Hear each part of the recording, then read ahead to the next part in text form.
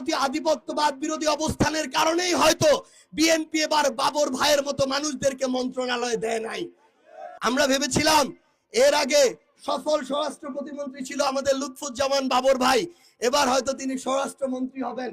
স্বরাষ্ট্রমন্ত্রী তো হনই নাই, এবার আমরা দেখলাম তাকে কোনো মন্ত্রণালয়ে দেওয়া হয় নাই। তো আমরা আসলে এটা আমাদেরও আক্ষেপ।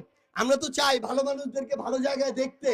আমাদের কাছে মনে হয়েছে যে ভারতীয় আধিপত্যবাদ বিরোধী অবস্থানের কারণেই হয়তো বিএনপি এবার বাবর ভাইয়ের মতো মানুষদেরকে মন্ত্রণালয়ে দেয় নাই। কিন্তু বিএনপিকে মনে রাখতে হবে, তারা যদি এই আধিপত্যবাদ বিরোধী মানুষদেরকে সামনে না নিতে পারে, সৎ ভালো মানুষদেরকে সামনে না নিতে পারে, তাহলে এই বিএনপির উপরে কিন্তু আগামীতে মানুষ আস্থা রাখবে না। ভারতীয় আধিপত্যবাদ বিরোধী অবস্থানের কারণেই হয়তো বিএনপি এবার বাবর ভাইয়ের মতো মানুষদেরকে মন্ত্রণালয়ে দেয় নাই।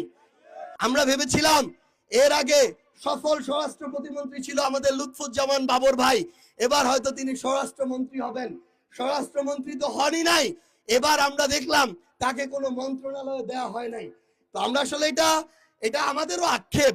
আমরা তো চাই ভালো মানুষদেরকে ভালো জায়গায় দেখতে।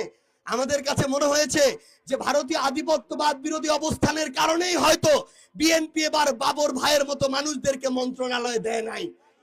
কিন্তু বিএনপিকে মনে রাখতে হবে, তারা যদি এই আধিপত্যবাদ বিরোধী মানুষদেরকে সামনে না নিতে পারে, সৎ ভালো মানুষদেরকে সামনে না নিতে পারে, তাহলে এই বিএনপির উপরে কিন্তু আগামীতে মানুষ আস্থা রাখবে না।